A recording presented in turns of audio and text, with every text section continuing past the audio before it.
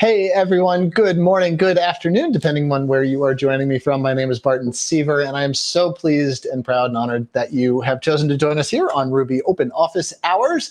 This is my regular slot here on Tuesdays where I do events ranging, well, all sorts of topics, but I love these open office hours, as always, because the range of questions is so wonderful. But let's talk a little bit about just the formula of this here today. For those of you who haven't joined before, welcome to the Ruby family if you are brand new, but welcome to these live events if this is your first. Over there on the right-hand side of your screen, you'll see the question bar over there. If there's a question that's already been asked that's of particular interest to you, click that little heart icon and it will vote itself up to the top, and I will be sure to get to it. If you have a question about anything, throw it in there. And we got questions already about skincare and shrimp and all sorts of other things, restaurant recommendations. I'm happy to take any and all questions you got, so throw them on there. Let's see, no event documents today, but check back for some of our other events that I've done recently. We did one on citrus 2 weeks ago, I believe, and we've got another one coming up in 2 weeks on root vegetables, the root of the matter. I think we called it. Haha, aren't we funny? Anyway, some events will feature an event document that could feature various resources on sustainability, sourcing, product information, recipes, etc. And if there had been an event document for this one, it would be right under my face there on that screen.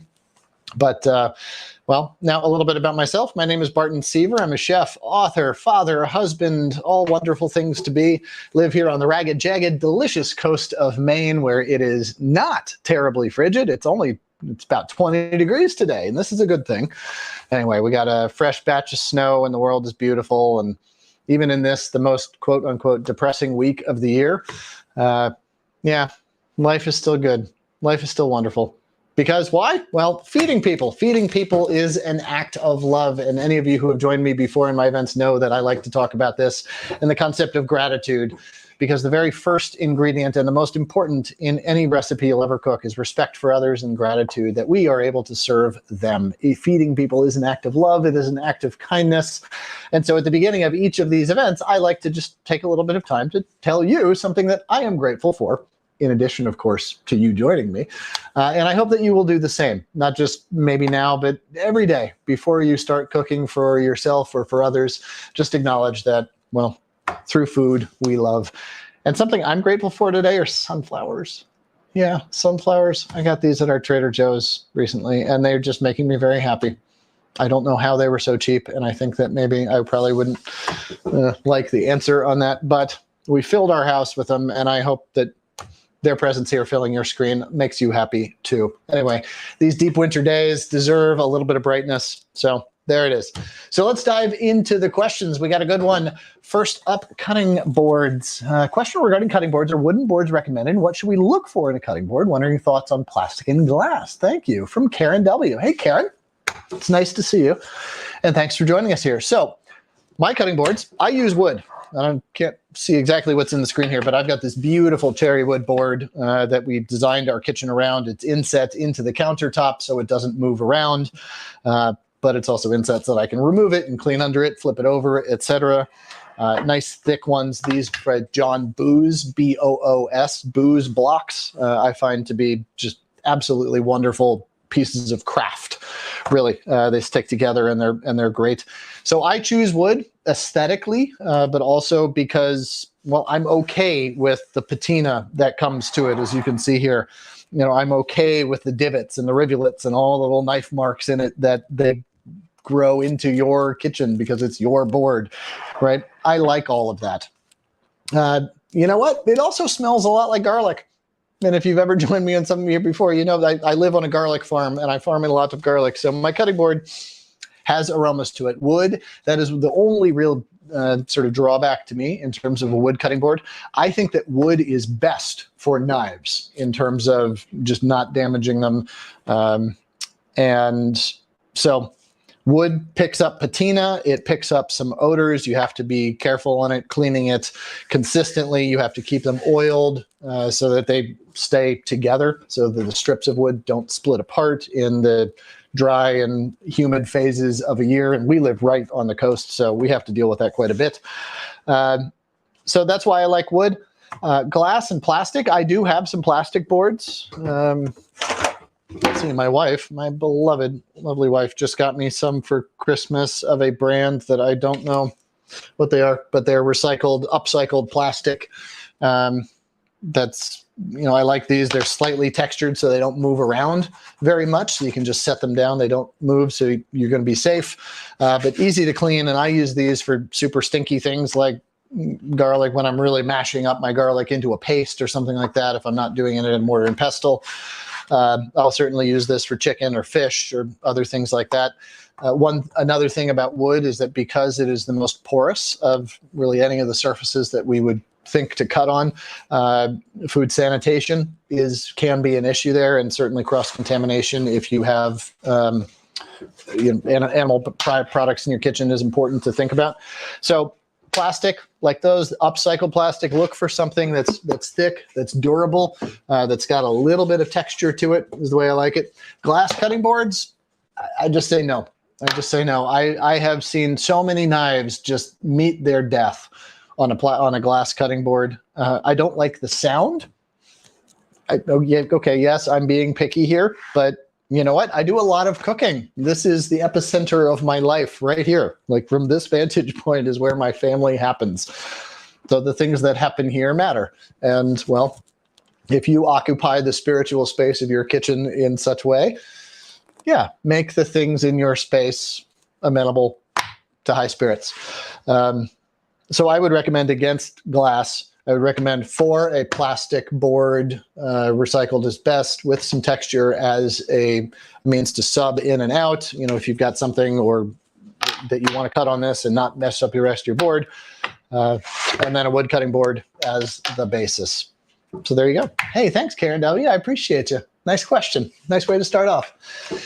All right, from Barbara Y. Chef Seaver, that in cooking, we know that spice is important. Of course, yes. Please share with me 5 essential spice blends you feel should be in everyone's kitchen. I'm in the Forks Over Knives course. Thanks. Well, Barbara, I really appreciate you joining us in the Ruby family. So spice blends for me. So I'm just going to go with sort of basic spices before I get into spice blends. Let's see. Yeah, I'm just going to grab them here so I can talk about them. And I'll be right back over with you in just a second. Okay, so, if you've joined me before, you will know that I love me some fennel seeds. I love me some fennel seeds a lot. I use fennel seeds by the pound. In fact, I just bought 2 pounds of fennel seeds, thinking that I'll probably go through those within the next 4 months or so. Why do I use so many fennel seeds? Because they're absolutely delicious, because they add incredible depth of flavor and richness to things like a stock or a soup or a simmer or a braise. So the other night I braised some okra in a can of tomatoes with a bunch of pistachios and a whole lot of fennel seeds. And by a whole lot of fennel seeds, I mean, like, I don't even open this side of the container, one with the holes. I open that side of the container. That's how I use fennel seeds. When I use them, like, I go for it. I get a handful of them. Like, that's how many I use. And you know what? There's good nutrition in them.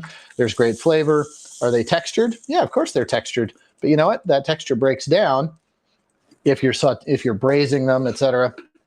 If you're sauteing them, don't use that many, because you'll end up with a distracting texture to it. But they kind of act like nuts. They add a simple, slight crunch to things that really is quite, I think, decadent and quite well positioned in sort of the balance of the texture of food. So sauteing zucchini, throw a bunch of those in there. Just expect that texture. I made a big batch of broth, a vegetable broth, whatever. I'll throw in a whole lot of those fennel seeds. And I just throw them in as is. Of course, you can crush them up into a powder if you're doing a spice blend to sprinkle on top of something going on the grill or being sauteed or roasted, etc. So that's fennel.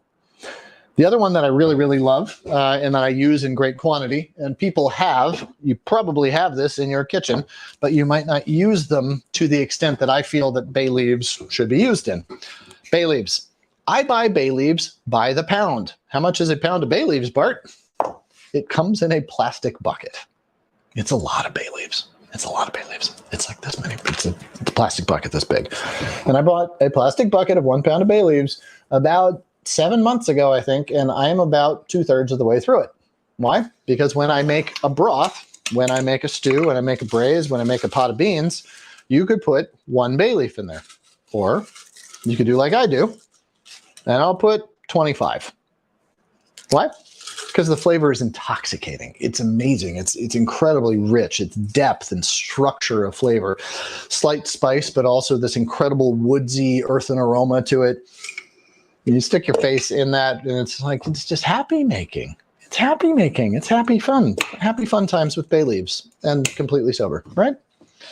Yeah. So bay leaves, another great thing to use. I think coriander and cumin are 2 essential spices, and I use those sort of combined oftentimes. Coriander is a little bit more of a background spice, whereas cumin is a little bit more assertive and sort of front and center, but they have place in almost every cuisine. So cumin and coriander, some of my favorites. I use a lot of mace. I think mace is a very versatile, incredible spice that adds, again, sort of that same elegant, svelte demeanor that bay leaves, that fennel, and that coriander all have. So there's sort of a through line with the first 4 recommendations here. And I like mace better than I like nutmeg or cinnamon, but it performs a little bit of that same function. But mace is a lot more versatile in terms of savory and sweet. So I'm a seafood chef. That's mostly what I focus on. My class here on Ruby is seafood literacy. But most of my food is plant-forward, plant-based.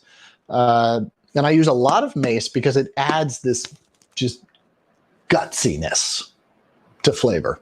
Just a depth and richness and a confidence of flavor that really I find beguiling. It's very beguiling and difficult to get in other ways.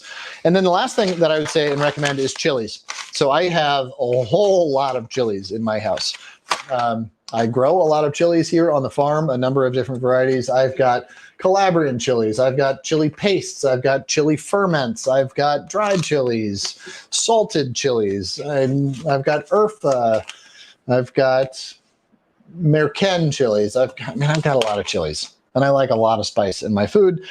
So to me, spice is an incredible way to just uplift your food. It just makes it livelier without necessarily making it spicy. I don't need you to be in pain to feel alive. No, Barbara, like you don't need pain to feel alive, but you know what? A little bit of spice spices things up, right? It's sort of like lemon juice. You don't want your food to be puckered, you know? Oh, you don't want that much lemon juice in your food, but a few drops of lemon, woo, it makes everything better, right? So does chilies in that same way.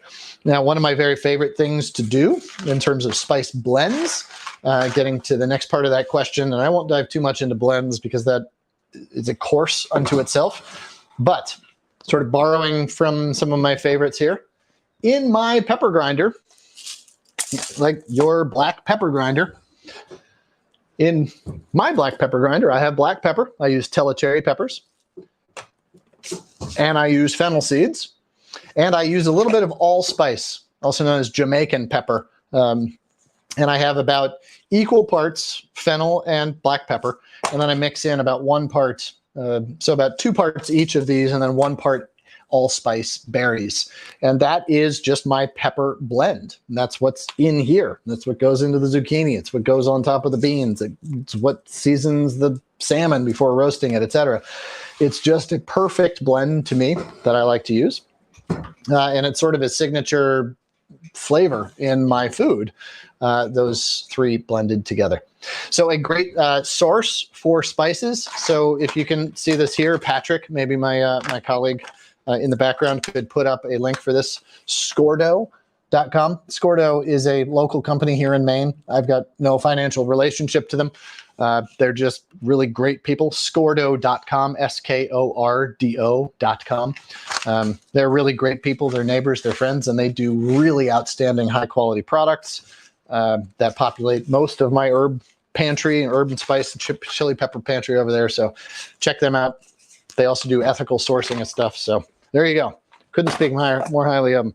And you know what? I forgot to say one thing that I'm grateful for, and that is for our new colleague at Ruby, Richard Van, who's just joined us on this event here today for the first time that I've met him. And I just wanted to say welcome to him because I couldn't do any of these things that we do together here, you and I, without the team behind us at Ruby, who I've always appreciated. Patrick Britton and his incredible help, and now Richard Van. Welcome to the family. Lovely to have you. All right, next question here.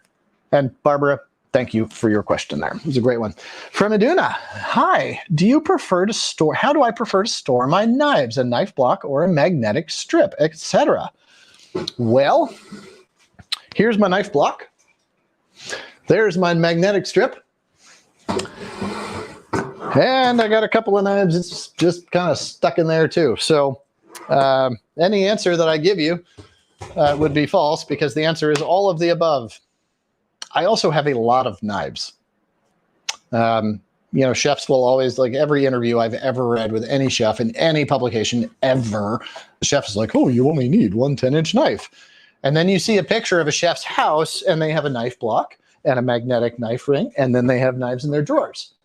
Because we're just lying to you. Because chefs have a knife fetish. We really love knives. It's just what it is. I mean, how many knives do I actually cook with? Pretty much one, my 10-inch chef's knife, which is really, I could tell you that's all you need, but yeah, I'd be lying to.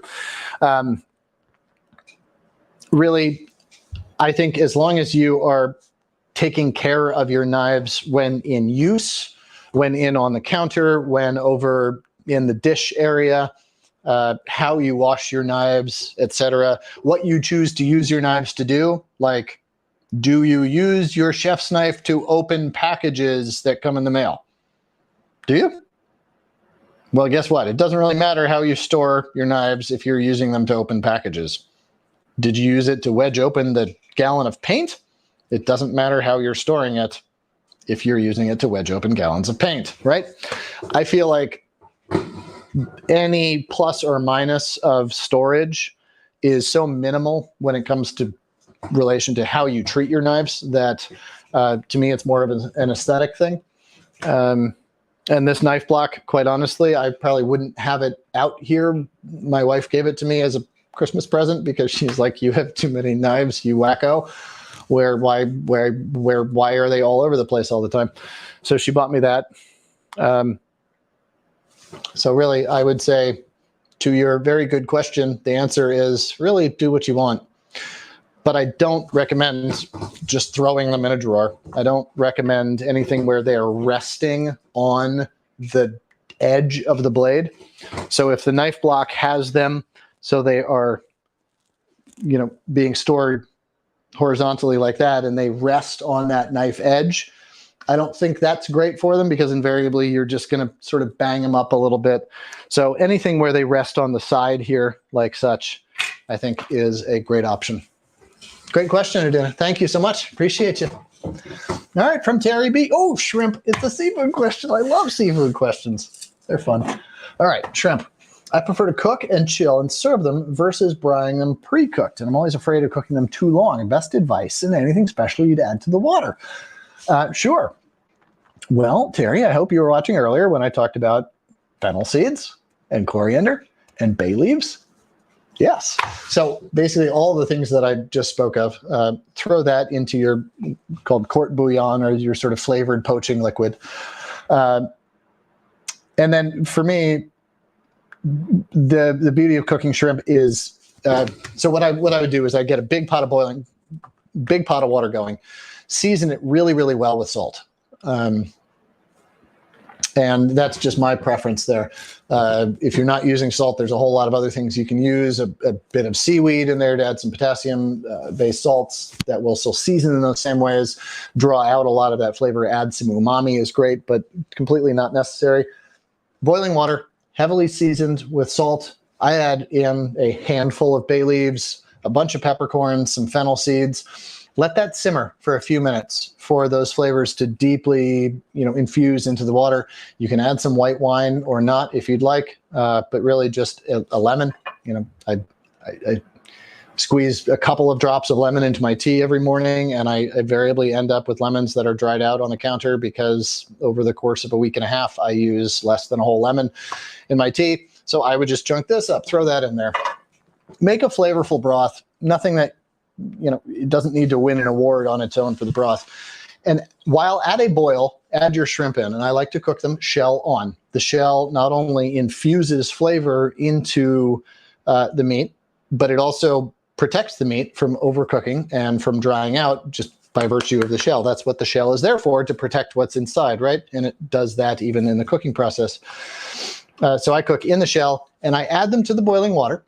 Basically, bring it back up until I see that first bubble rising back up, and then I turn it off. And then I just let it sit. And in this way, you are getting the advantages of that high heat cooking. You're sort of setting the meat, you're sort of locking in the shape and the texture of the shrimp. But then by turning the water off and having enough carryover cooking from the volume temperature of that water, then you can easily cook the shrimp the rest of the way with very little fear of overcooking them. You can just keep taking them out, and it's only going to take, shrimp come in very different sizes here, so I'm just going to say you're doing a 16-20 size shrimp, which is sort of the average, the medium one. You're talking about 5 minutes max, really, before they're cooked. So this is really not a big production to it, and there you go. So there was a lot in that answer there. So make a flavorful court bouillon or poaching liquid, season it well with salt, bring it to a boil, add your shrimp shell on in there if you are using shell on. If not, it's totally fine. Let it bubble once, turn it off, and just let it sit until the shrimp are fully cooked. Don't overcrowd the water, and that way you're going to end up with the most control over your product. And I admire you for taking the hands-on approach to that. It's awesome. Cheers. Appreciate you, Terry. All right, from Lisa. Oh, I read this question earlier. This is a fun one. Steamed carrots with walnut oil and toasted cumin seeds, which sounds delicious. It was delicious when served hot after cooking. However, it sat in the fridge for an hour. I tasted it cold, and it tasted awful. Why? Huh. I don't really know. That's kind of a mystery there. But what I would say is that what fell out of balance was that the carrots, when right steamed fresh, were sweet, and they were vibrant, and the heat of them really punctuated that sweetness. When food is eaten hot, it needs less seasoning than when it is eaten cold. Cold food just doesn't work the same on our palate. Physiologically, we taste it differently. So when food is to be served cold, it should be seasoned more highly in order to make up for that difference in just experience, how we experience it. So my feeling is that probably when it chilled, you lost some of the presence or the effectiveness of the sweetness, the natural sweetness of the carrots, and maybe of the salt that was in the dish, there or not.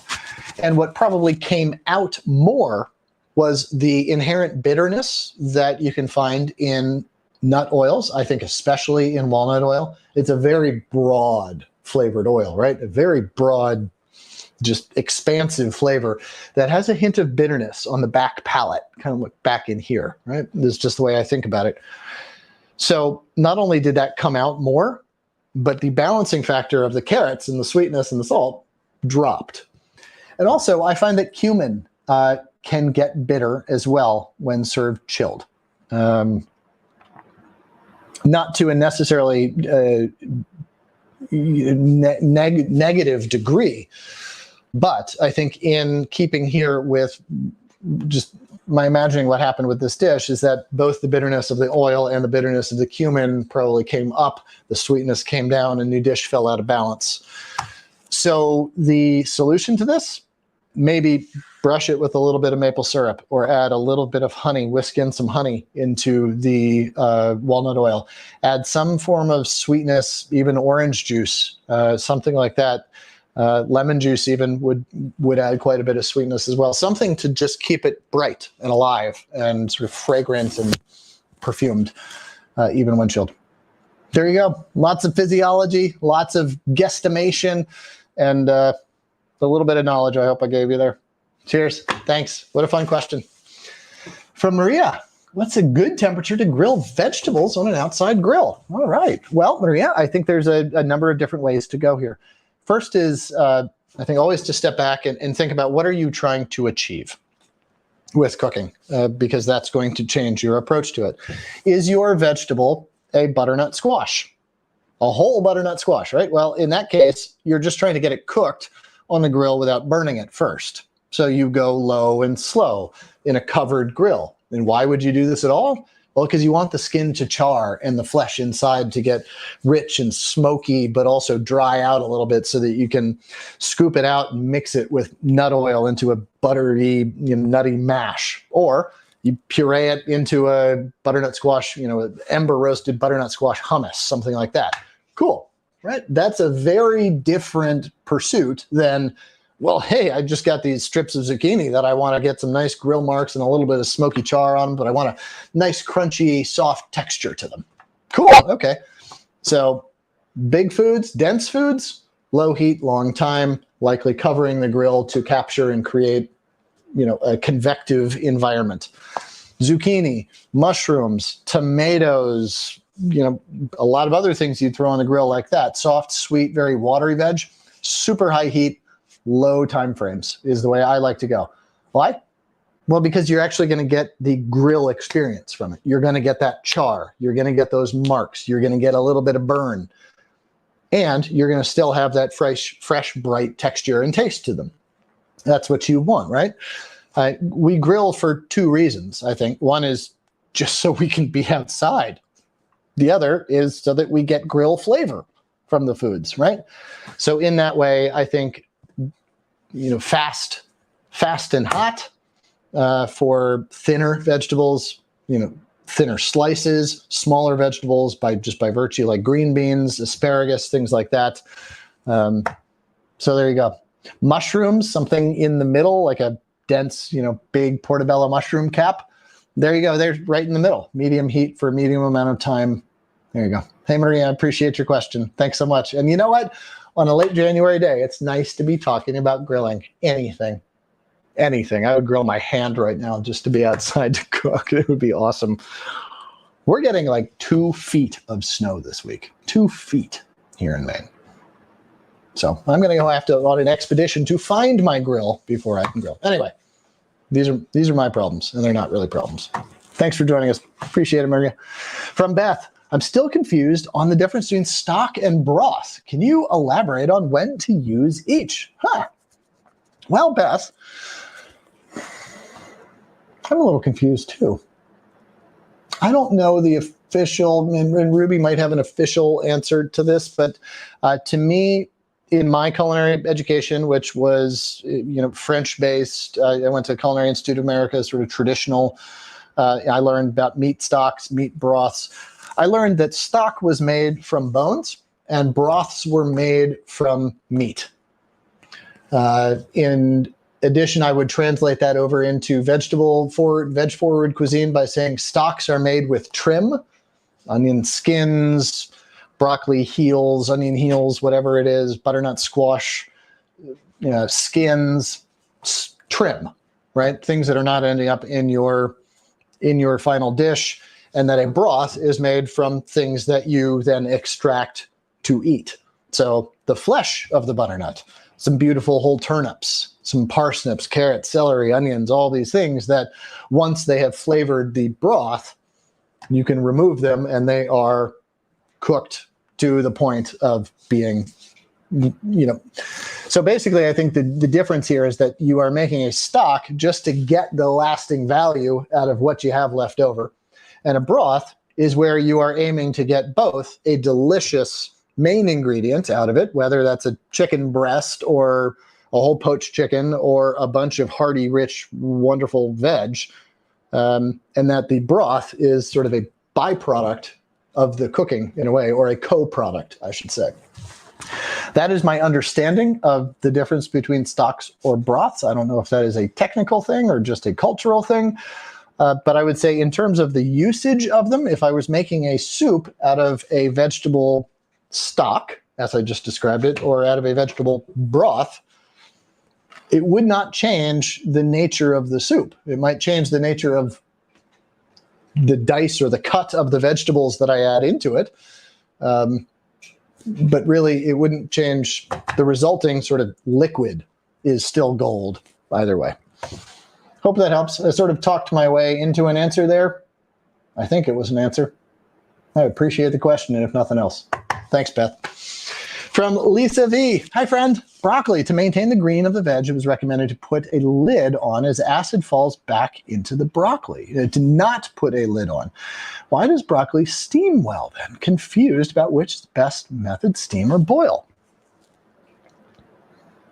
This is brand new territory for me. I am sorry, Lisa, but I don't have an answer for you on that. You know what? I'm going to pass that question along to our other good friends and other incredible instructors over here at Ruby, and I'm going to find somebody that can answer that for you and for me, because that is fascinating. I guess it would be phytic acid. Anyway, I'm just gonna ask myself a bunch of questions and trying to make up an answer for you. So I'm not going to do that. I will get you a real answer. Patrick, on the back end, if you could help me with that, I would sure appreciate it. Lisa, thanks for your question. All right, from Neil R.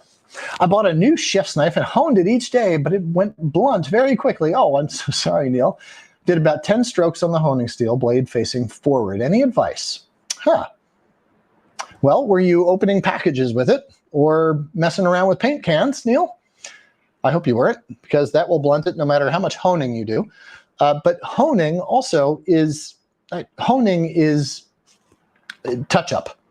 You know, that's the spit shining. It's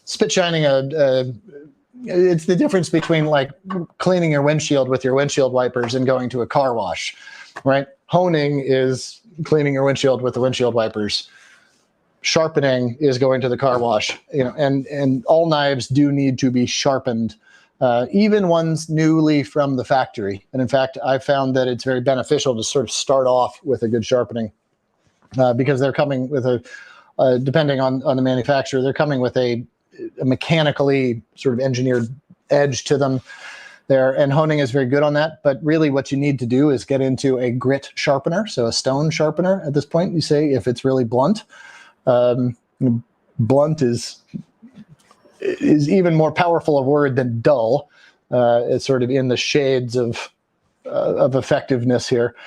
So if you're talking blunt, I would go get yourself a good grit sharpener. So a tri-stone would be the way to go, or a Japanese whetstone. There is a new product that I have yet to really figure out, but there's some really, anyway, that's what I would say. Go for a tri-stone at this point. You need to get probably down to a 120 grit, which is pretty gritty. It's like sandpaper, and get your knife back to shape. Start there. I know we have a lot of classes on that as part of Ruby, and yeah, I wish you the best, but taking care of your knife is the first step in taking care of and making great food. So appreciate you, Neil. Take care, friend. Thanks for joining us. All right, from Rhonda. What recipe do you have for a non-oil-based salad dressing? Okay, you got it. So there is the Ruby Recipe Archives. We'll put up a link to that right here associated with your question. But on Ruby, there's a whole lot of them available to you.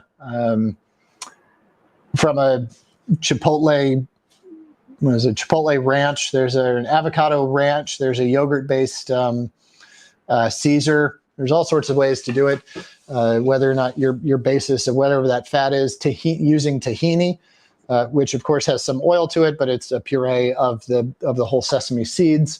Whether you're using peanut butter, other nut butters, etc. There's a whole lot of ways to get not only that emulsion, so you get that creaminess, but also adding that richness or sort of the breadth of flavor that you're looking for in a dressing. So check out those. We'll put up that link there for you and check those out. Thanks, Rhonda. Appreciate you. All right, from Abby V. What are your favorite veggies used in veggie sushi rolls? Any ideas or recipes for recreating sashimi using only veggies? Yeah, Abby, interesting question. So I love oven-dried fruits and veg for sashimi, sushi, stuff like that. So oven-dried tomatoes, plum tomatoes, cherry tomatoes, halved, toss them in garlic, a little bit of oil if you're using oil, whatever it is, salt, pepper, whatever seasonings you want, and then throw them in a low, slow oven. You want to get them down to just the point where they're textured. So not chewy, but toothsome in their bite. Those flavors really concentrated, some of that water removed so that it's not just a raw tomato, but it's really a matured flavor, not cooked necessarily. Eggplant does a really good job standing in for like salmon eggs, ikura, also for eel, for unagi. You can baste it with a teriyaki sauce and get it down to a nice sort of toothsome texture, just like that. But those are the kinds of things that I think about when I do that, is how do you take a really great fresh vegetable and just reduce the water a little bit in it, really is more of the key to intensify that flavor, but also to introduce, I think, maybe more palatable or maybe more traditional texture that you'd be looking for there in, say, a sashimi. Other vegetables, slowly roasted carrots, parsnips. I mean, there's a lot of meatiness, a lot of richness that you can draw out in root vegetables, while also not creating a distracting texture to them. So yeah, that's what I'd say. Root vegetables really live up to that because they have so much density of flavor to them, but also are forgiving or sort of work well with multiple cooking methods to get that intensity of flavor. So there you go. Hey, Abby, appreciate you. Thanks. All right, from Marcy. Hey, chef, I work hard to avoid GMOs in my food and the food chain. All right, how do you go navigating the growing world of farm fish and wild caught and to know what the farm fish are actually being fed? Is it not just better to eat less of ethically and wild caught? Okay, Marcy, big question here. So I appreciate that you are concerned about this and do the work in the background to research your food around GMOs. So there is, of course, the verified non-GMO project, which I think has hundreds of thousands of products at this point, including some seafood that I know is in its repertoire. Tens of thousands of products, maybe, if not hundreds. I'm sorry. So one place to look would be through their website, and I have not visited that in a long time, so I'm not sure if there's a searchable archive or database there that's easily accessible, but I imagine that there would be.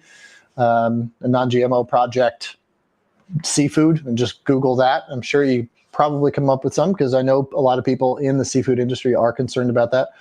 Also, I know that products coming out of Europe tend to exclude GMOs just by virtue of EU laws. I don't know if that's 100% true across the board, but I know that at least that is a market economy that has taken a very cautious approach to the introduction of GMOs. So there's just a lot more thoughtfulness around that subject over there. Eating wild-caught seafood versus farmed seafood. So in my opinion, we absolutely must have both. And I think that you're right to pursue the ethical path in both, but I would say that ethical path does exist in both farmed and wild. I don't subscribe to all of the arguments that necessarily you hear all the time about why we need farmed or why wild is bad, et cetera, et cetera. Seafood is good for us. Seafood is good for our economies. Eating more seafood and less land animal proteins is a very good thing for this planet. Seafood is an incredibly important part of the global economy. 1 in 11 people on this planet rely on seafood for the sole source of their livelihood. Though it represents 2% of our food supply, it represents almost 10% of the livelihoods of people on this planet. So the impact there is so outsized. So as to just say that not participating in a seafood economy, while for many, and especially a lot in the Ruby family, that is a choice that you have made and one that I stand by and applaud you for. But globally, I think that seafood, both farmed and wild ethically, is a big part of our sustained future and our sustained health. So there's a lot to unpack in that. But again, visit the non-GMO project. I think it's a non-GMO project. Google that, and seafood. Check out those individual farming brands that where those who are engaged in this are going to be happy to tell you about it. And there's a lot of online availability of seafood these days, which makes that a feasible bit of research to do that you could actually follow up on. Don't be afraid of frozen seafood. Frozen seafood is very different these days than it once was. It used to be the means by which it was the last thing we did before throwing the seafood into the trash because it was spoiled.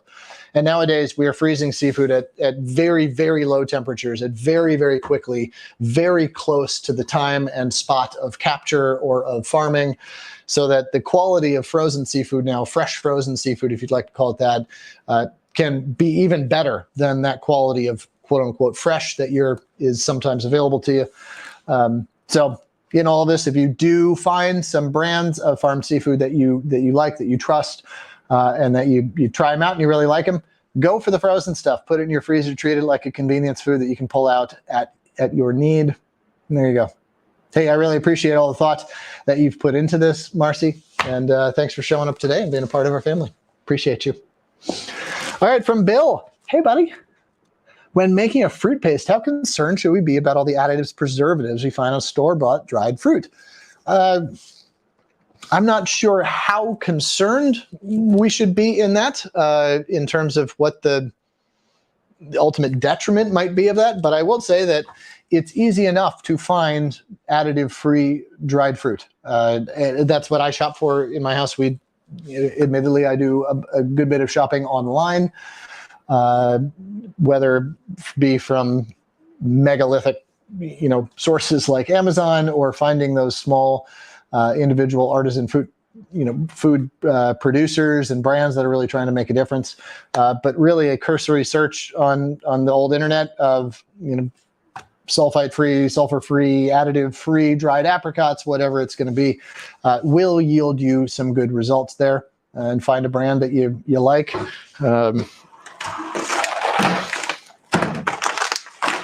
Let's see. I like these Terrasol superfoods, right? That just sounds good. I mean, I feel like I'm healthier just for having said those words, Terrasol superfoods, right? Yeah, I look healthier. Anyway, these are absolutely delicious. We eat a lot of those. I puree these into my nut milks that I make for my Bircher bowls, whatever. I was trying to find...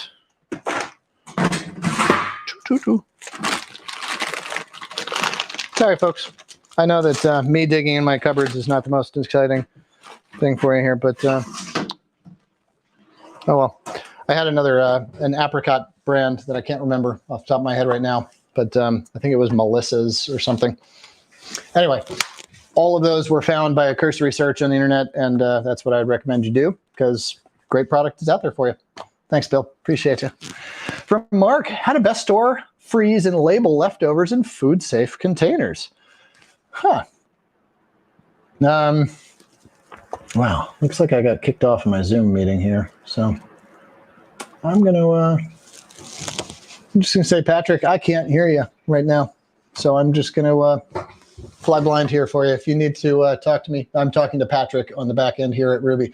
Patrick, if you need to talk to me, why don't you put a question in the queue there and I'll find it. Anyway, how to best store, freeze, and label leftover food in food-safe containers. So I use a range of Tupperware. I use plastic bags, the freezer lock ones.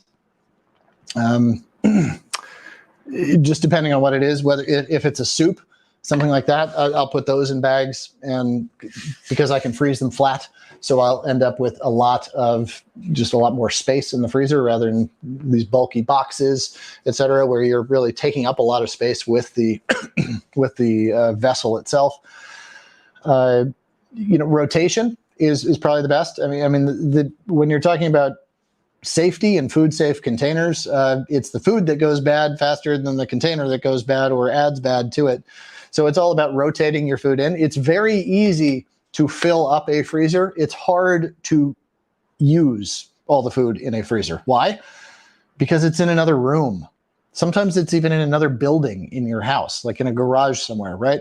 The freezers are storage vessels. They're not really, meant for quick accounting.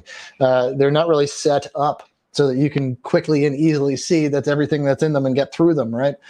So really, to me, food safety, but also the economy of it, and the whole purpose of freezing food is for convenience and not to waste. So make sure you keep a list of everything that's in the freezer, that you rotate it out constantly, meaning that you're using it, treating it really as a principal source of food, not just a place where food goes to die because you made too much of it. Food safe containers, I find that there's some plastic bag varieties that will advertise themselves as being phthalate free or PBA free, whatever the acronyms are that you are concerned about there. Obviously, Pyrex and the glass ones, the non-aligned ones are popular these days. So there's a lot of options out there. So, yeah. Anyway, so Patrick, yes, I do see that my iPad here that I'm talking on left the Zoom call, probably because I don't know, but there we go. We're making it work as we always do on these events. All right, from Lynn H. Hey, Chef Seaver, can you recommend a good knife honing steel, a good source from magnetic knife storing rack and your preferred chopping blocks? Sure.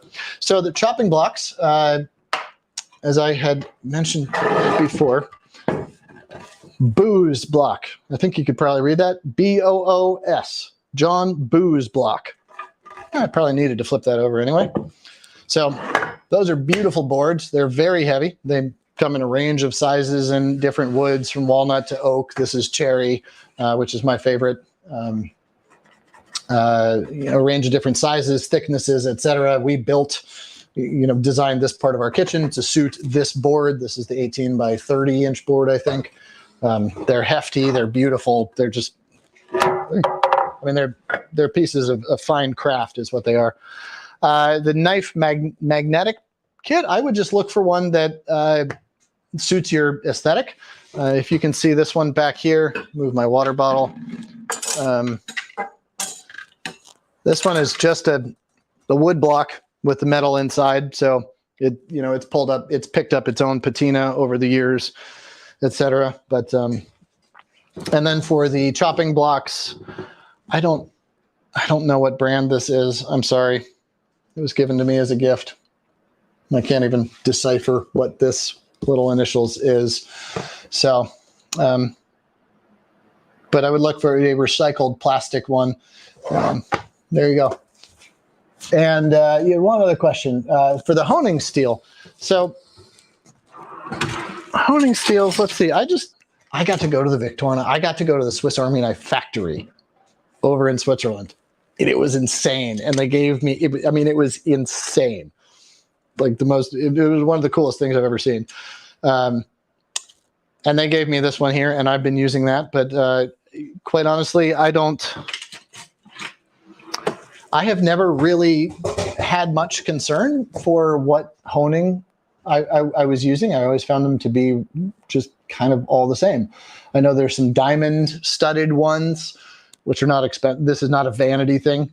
Diamonds being the hardest substance helps to hone them a little bit better. You can spend, of course, you can spend as much money as you want to on these things, but really a Dexter brand, a Victorinox brand, R. Murphy knives is a brand that I really like. That's not a category of product that I've ever found a huge variation in quality or result on. So, hey, I hope that helps. Thanks, Lynn. Appreciate you. From Rick, do you strain the fennel seeds out of the stalk? So, it depends. So if I'm making a pot of beans, no, I'll leave them in there because they add nutrition, they add flavor. I like the texture to them, and there's really no downside to leaving them. The only reason why I would strain them out is if I really want a clear broth or stock that is, free of anything in it, right? If you're making I don't even know. Because quite frankly, if I'm making a braise or a vegetable soup, that I'm going to add some more fennel seeds to it anyway.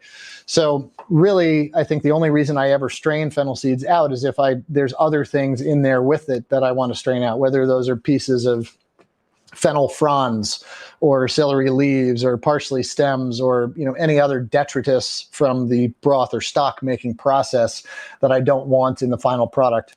But otherwise, the fennel seeds, they really just rehydrate to a rather pleasant texture. So I don't really see any reason to take them out, and thus I can justify the economics of using them by the handfuls because I mostly keep them in.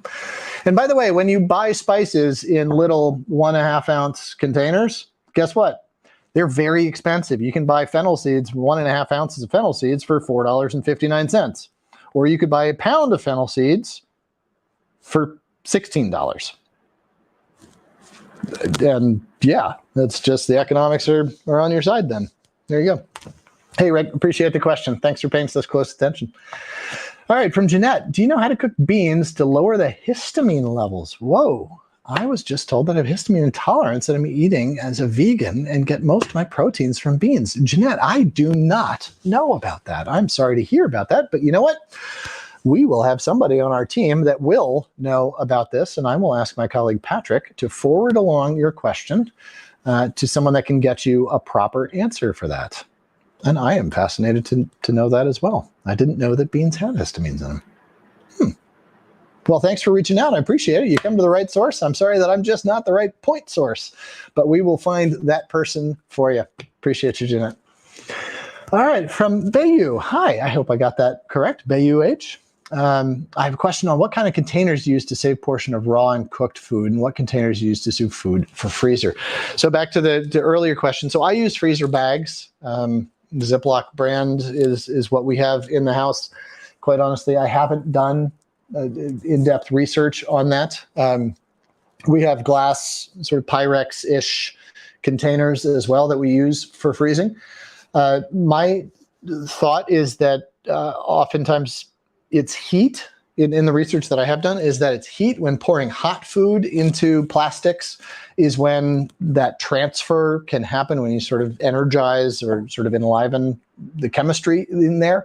But if you're putting cold food into a cold bag, into a cold freezer, you're not getting a whole lot of that interaction. That is a non-scientific, non-expert answer there, but my justification for using what I do. So I use just sort of store brand, high end, but store brand zipping freezer bags, best with a double seal on them, and then glass or Pyrex containers for the freezer. So, hey, thanks, babe. Appreciate you. From Julietta, hi. Because of the plastic pollution crisis in the U.S. sending plastic to countries that cannot do anything with it, we avoid it. Will Ruby do a how-to for miso and tofu? Okay, so I think those are two different things there, and I appreciate that very much, Julia. And you're absolutely right, and this is why I sort of hedged my answers by saying I haven't quite done my research. This is not an area that I really have put the time into, and to extend my ethics into my practices. Thank you for that prompt. I will do that.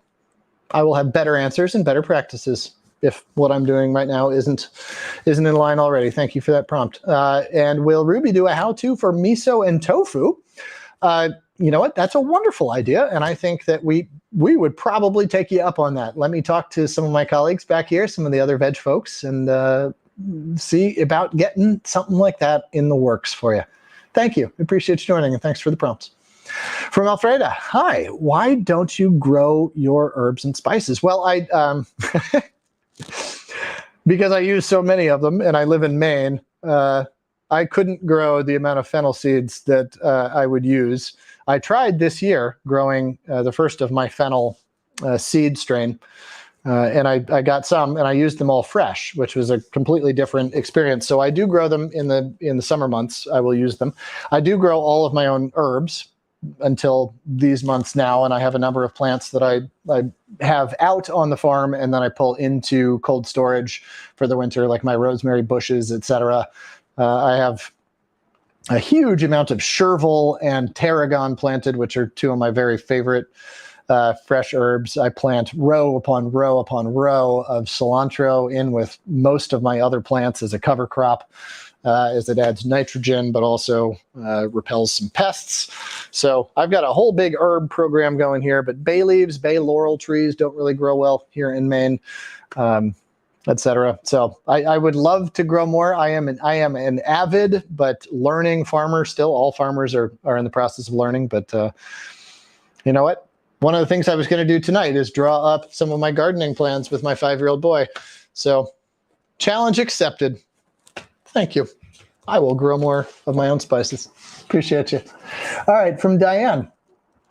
If there are limited organic options, is some pesticide in food, in addition to the limited organic, better than just limited options in order to eat a variety of foods?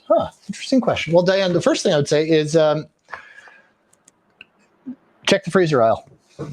There's, there are many reasons to eat frozen food. One of them being that if an organic variety, if a variety that you are searching for is not available organically, in the fresh aisle, because of seasonality, because of perishability, because of whatever else, because where you live and the demand and marketplace, whatever it is, check the freezer aisle.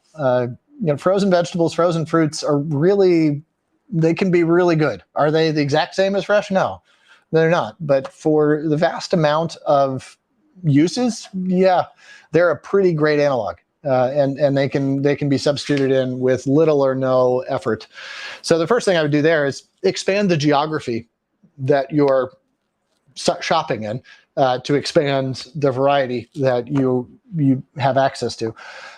Also, shopping online.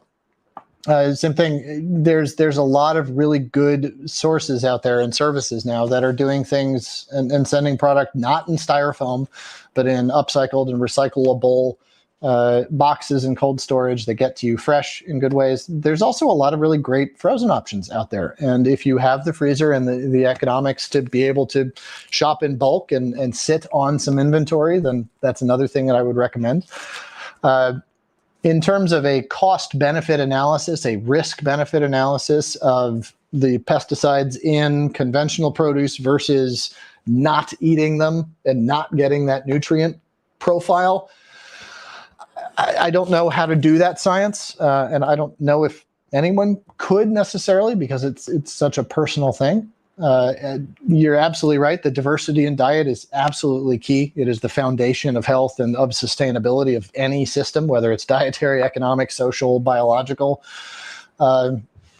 So yes, always seek the diversity. I look out at the EWG, the Environmental Working Group. They publish a Dirty Dozen guide to the vegetables and fruits that are most heavily impacted by pesticides use. Publishing a guide that really, of the ones that you absolutely want to go to organic on. And I'm thinking celery, strawberries, peaches, apples, things that are highly susceptible to pests, but also that are very porous and thus will absorb the pesticides. But then there's a whole categories of fruits and vegetables that aren't really susceptible to many pests, don't require a huge amount of chemical input in fields. And so non-organic varieties are pretty good options. And I'm not going to give you your answer to say, yes, it is better to eat non-organic than it is. I can't do that science for you. But the Environmental Working Group, the Dirty Dozen guide, and then there is an associated sort of clean, I think the Clean 15, I think it might be called. Yeah, helps to have little rhyming monikers, right? Or anyway, check out those two resources, and I think that you'll probably get a lot better vantage point on that. But I love the way you're thinking, and thanks for the question. It's fun. All right, from Valentina. Wow, we got a bunch more questions. Okay, I do have a relatively hard out here in about 15 minutes, as daycare will end, and I've got to run. So I'm trying to get through these as quickly as possible. From Valentina, do you have any tips on how to prevent dry, cracked hands in the winter? Recently moved from a cold to a cold place after being in the tropics, and your hands are always cracked and sore. Frequent hand washing makes it worse. Yes, frequent hand washing makes people healthier, but hands more painful. I get it. So use gloves, rubber gloves, latex gloves. If, I hate to recommend throwing more plastic into the trash, but if there's something that you can do to protect your hands to negate the need to wash them, that is one example. We literally have a jar of moisturizer, just, one of the pumps on that side of the kitchen, and I have one on that side of the kitchen, and I can't get into the kitchen without walking by a jar of hand moisturizer. I said sanitizer. I meant moisturizer. I just made it such a And I don't have lovely hands. I don't. They get beat up because I'm a farmer and I'm a dad and I'm a fisherman and I live in Maine and I just do things and I'm outside all the time, even when it's -20. Like today it's a balmy 20 degrees and I'm like, whoo, you're like, I'm going to go out there with a t-shirt and no gloves, which I did this morning to shovel the snow. It's ridiculous. But anyway, all I'm saying is I put myself through a lot of abuse and it's really just having the moisturizer everywhere. It works. It seems overkill to have that much product in my house, but you know what? I haven't been able to train myself to stop what I'm doing to go over there, and so I just bring it into me all the time. That's what I got for you. Thanks. I hope you're enjoying the cold. I know the tropics are wonderful, but so is the cold. It's charismatic in its own way. Winter is a beautiful, beautiful thing. So I hope you're finding the beauty in your winter. Cheers, Valentina. From Julietta, hi there. A question about long dressings, about how long dressings last depending on ingredients. The easy miso dressing, for example. I would think you've got at least a week. It depends on the other ingredients. If you're chopping up some shallots in there, the shallots are going to interact with things. They're going to go bad, not bad, but they're going to get smelly and stinky, oniony, stinky, sulfurous, after a couple of days. If you're just making a miso walnut honey dressing, not much in there is going to go bad, especially if you're keeping it in the fridge. I imagine you'd have at least a week on that. I can't give you, solid expert advice on that, but I make things like this and I keep them in my fridge and I feed them to my family, an 18-month-old and 5-year-old boy and my lovely wife. And I am confident in feeding it to them for a week and a half, a week, 2 weeks, maybe even. That is the decision that I make, what I am comfortable with. But I also leave out ingredients like garlic, like shallots, things like that. And if I want to mix those in at the last minute, well, those are very volatile ingredients, right? Mix those in at the very last minute to enliven, to brighten. Fresh herbs, for example. You don't want to make a batch of pesto and let it sit for 2 weeks. So there you go. Hey, hope that helps. All right, from Mary Ellen. I'm in the dessert section of the Plant Pro unit. There's a chocolate pie with raw pecan crust. Do you think I can substitute tahini or date paste for, or the coconut oil in the crust? I don't use coconut oil. Yes, I think you can. I'm going to ask that this question be sent along to our uttermost incredible dessert expert, Fran Costigan, and she can answer that question for you. I hope she doesn't mind, but she is among the greatest educators I've ever worked with, and I'll forward that along to her. I'm going to say yes, you can, but she will have truly the expert answer for you. So thank you there. All right, from Estella. Hi, Chef. What are the best seasoning to replace meat and fish's flavors? All right. Roasty things, roasting, char, color, caramelized vegetables, things like that.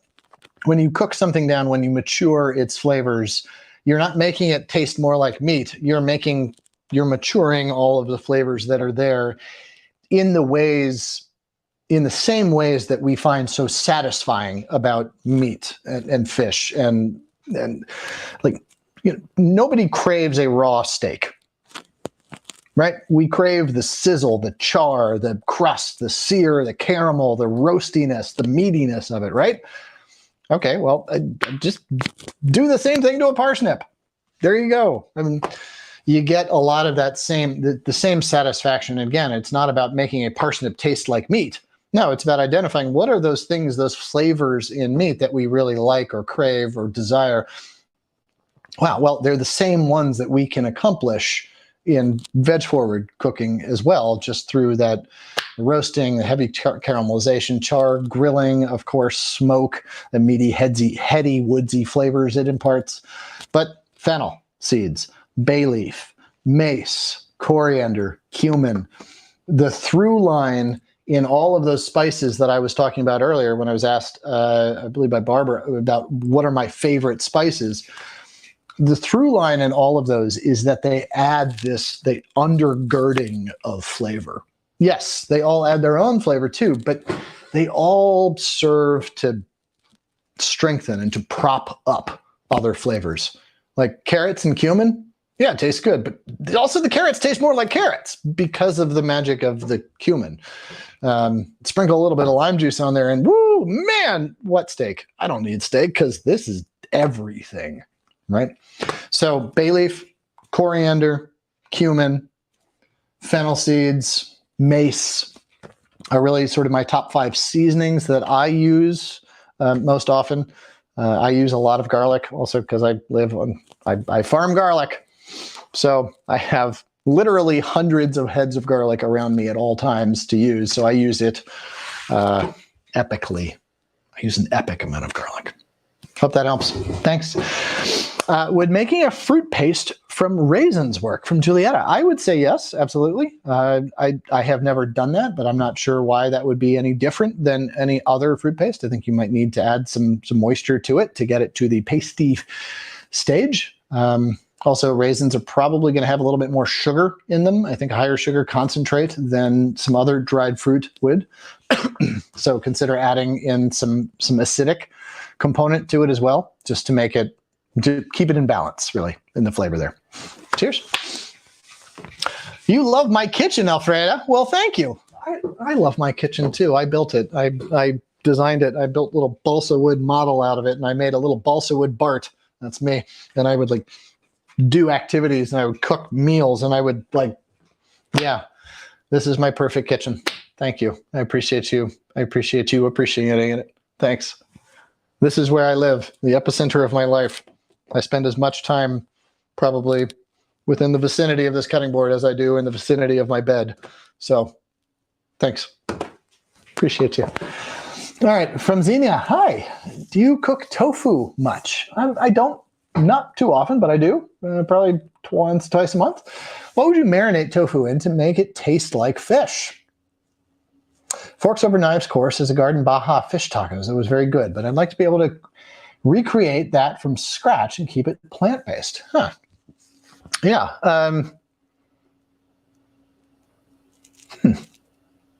So getting back to those same spices, I mean, it's not going to make it taste like fish. But it's going to add that heavy, rich umami-ness to it. So fennel seeds, mace, chili pepper, cumin, coriander, just a really good mix of spices right there. Adding in some lemon juice, lime juice helps to enliven it. And of course, seaweed. Seaweed is really, I think, where I'd go with that. Look for a dulse powder, D-U-L-S-E, dulse powder, or a kelp powder, dried kelp powders. They add a huge bit of that marine flavor to things, and marine to me is a very positive flavor. Don't overdo it. But that would be a way, I think, to add the depth of flavor through the spices, as I was just saying, but also then that marine sort of punctuation through the kelp or the seaweed. Also a great bit of nutrition. So there you go. Cheers. From Grace. Hey there. How to cook black beans in an Instant Pot? No matter what I do, they will become soft. I do soak overnight and use combo. I tried 3 different Instapot pot and black beans from current expiration dates from 3 different stores. Wow. I have never cooked beans in an Instant Pot. I'm sorry to say. So I don't know. I might say that I am a little bit of a Luddite. I am a little bit anti-technology, despite the fact that I'm sitting here in Maine talking to you wherever you are, many of you all over the world. And I believe in that magic, and yet Instapots, I'm kind of like, well, yeah, but there's a Dutch oven over there and an oven, and I know how to use that. So I've never really used the Instapot. I'm sorry that I don't have an answer for you there. But I think you've already checked off all the boxes. You've tried the expiration dates in different stores, different brands, therefore, I imagine. I'll give you one last option to do, which is to check out Rancho Gordo beans. Rancho Gordo. They are the very best producer of pulses, legumes, beans in the nation. They do heirloom varieties. They are so exciting. I mean, just beans that taste like something because they are delicious beans in and of themselves. Check them out. There is no one I would say has better quality just in terms of just raw product.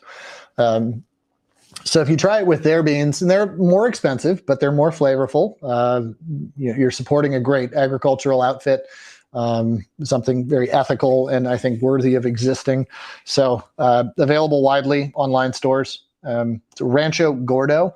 Check them out. And yeah, I hope that helps. Cheers. Sorry, I can't help with the Instapot. I can help with the beans though. All right, from Marla. Hi. I have a new chef's knife and I'm nervous about sharpening and honing. What do you think about the automatic devices to do this? What are you scared of? If you're scared or if you're trepidatious, nervous, I'm sorry, you didn't use the word scared, you said nervous. If you're nervous about messing up the knife by your learning process, I would say just go for it. Have the confidence. This is something you have to learn how to do. You could just keep buying new knives your whole life every time they go blunt, but that's wasteful and probably not good. And well, you obviously care to take care with your craft of cooking and to have nice tools. So just dive in, do the dive. Watch the videos. We've got the whole section in on Ruby. There's some great videos online. Just dive into it, do it. In terms of the automatic devices, they're quick, they're convenient. You'll never, they don't do as good of a job. Yes, they will keep your knife sharp. They will keep it useful. I don't really like them. I'm a person that likes to grow his own food, so I like to sharpen my own knives too. That doesn't mean that my way of doing things is any better. I have always shunned the electric versions of things, but there are some guides out there. Even just for the honing and the sharpening knives, there are little wedges that you can buy to attach to your knife so that you're at a 15-degree angle all the time. So little things like that, and those cost $2 maybe. And I'm sure you could spend a lot more money on them, but find something like that that will, if you will, it's sort of like a training wheel getting you into it. And once you learn how to do it, you really realize how wonderful a process it is and how satisfying it can be. So I hope you earn that confidence and gain that. Cheers, Mom. Wish you well. All right, I have just a few more minutes here and just a couple more questions. Noticed in your bio you do public speaking on food topics and demonstrations. Yes, I do. Any suggestions about how to find speaking opportunities and use my plant-based certificate? You love public speaking and would like to speak on plant-based. Well, Barbara, well, thanks. That's a big question. First and foremost, for public speaking, you just have to do it. You just have to start speaking. And I don't recommend speaking unless you have something to say. Which is the first thing that I sort of offer anyone that I'm mentoring on this, which is something that you obviously seem to have, which is a passion for it and a passion for the things that you want to say and a purpose in saying them. So for that alone, I congratulate you. I would just start talking. Find a hospital group. Find a hospital, a cancer care, cancer healing group in your neighborhood or in your community. Anybody that is going to be mindful of the things that you have to say and that might need to hear them. So start small. Start with, the public is just a single other person, if you care to think about it that way. And that's how I started. I just had something to say. I had something that meant something to me, and I started saying it from the vantage point and the bully pulpit of my kitchen. I happened to have people that came to the restaurant, but even all of them didn't necessarily want to hear what I had to say. They came in for a delicious meal.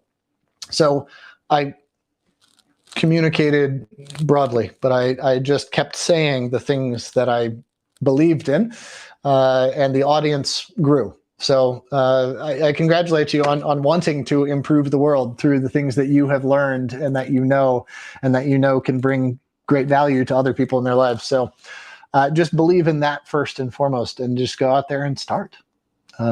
Hospitals, dietetics networks, healing networks, recovery networks, addiction networks, etc. And there are a lot of people that need help, that need guidance, that need loving care, as you can provide through food. So find them. Start talking to them, help them. Cheers. I really admire you, Barbara. Thanks. A great question. All right, from Maria, funny question. His son turned 21 and he's a junior at Bates. Oh, congratulations. This is fun. We're taking him out next weekend in Portland. Do you have any suggestions for cocktails and or dinner? He's a budding foodie. He loves to cook. Yes, I do. 4th Street Restaurant. 4th Street, F-O-R-E, 4th Street. It's hard to get into, but to me, it is the East Coast equivalent of Chez Panisse, Alice Waters' legendary and epic West Coast bastion of great food. Sam Hayward is the chef at 4th Street, and amongst all of the incredible restaurants here in Portland, 4th Street is the one that I think has the most considered, elucidated point of view. They cook everything over wood. It is also the most gorgeous restaurant I have ever been in anywhere. Their wine list is ridiculous. So he turned 21, introduced him to great wine. They have great cocktails. It's truly a slice of Portland. It is as quintessential to New England cuisine. I don't think anywhere has a point of view on New England cuisine as well as does 4th Street. The food is ethically sourced. It's incredible.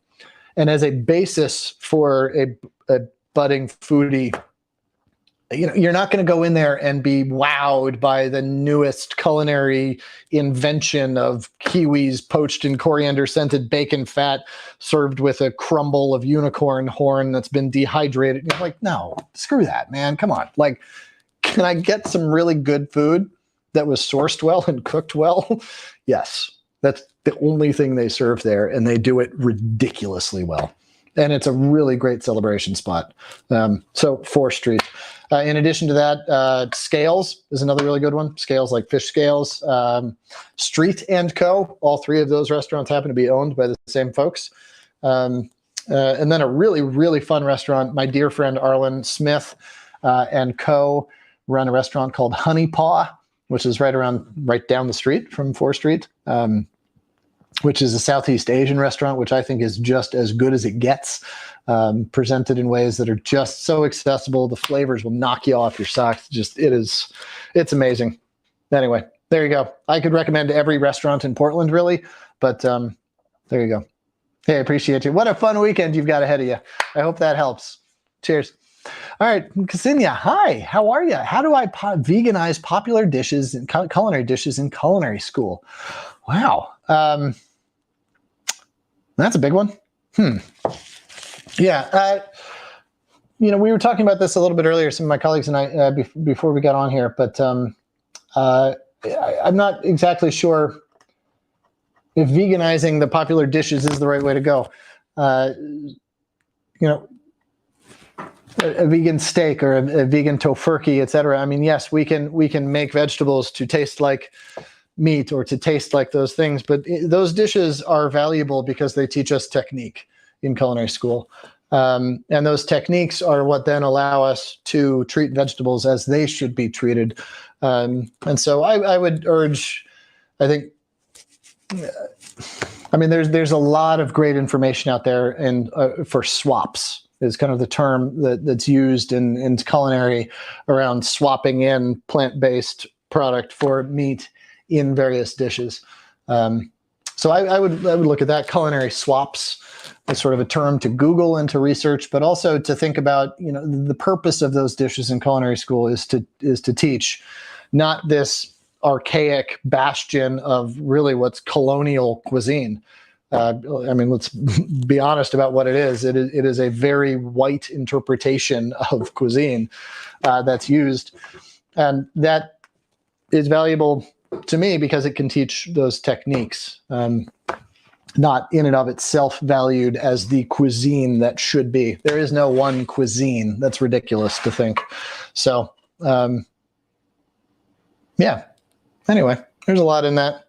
I hope it helps, though. But it's an awesome question and a really awesome path that you're on to merge or divide. I don't even know which way you're going, the two paths here. So, hey, I wish you all the best. Thanks for being a part of the Ruby family, and I hope that we can help you in every way. All right, from Emily L. Hi, nice to see you. I hope you stuck around till the end here. Thank you for your time. Any recommendations on miso paste substitutes or where to buy it online? I can't buy anywhere locally, and everywhere I've found it online has reviews seem to indicate the package always breaks. Okay.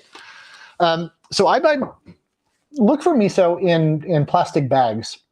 There's a lot of options. I think thrivefoods.com is one that I've used before. They do a really good job with a whole lot of different ingredients. But their miso that I've gotten from them comes in very thick plastic bags that it won't break. I mean, it's like a large Capri Sun kind of container of miso that works, and it's actually very great for storing, etc. So check out thrivefoods.com. And yeah, Emily, hey, thanks for joining us. I hope you'll join us again at some of these events. I wish you well. Cheers. All right, from Alfredo, where do you buy your spices? Skordo.com, Skordo.com, Skordo.com. Oh, thanks, Alfredo. You get a lot from this event, even though you don't do seafood. Well, we do a lot here at Ruby, and we always love to have each and every one of you join here, so thanks.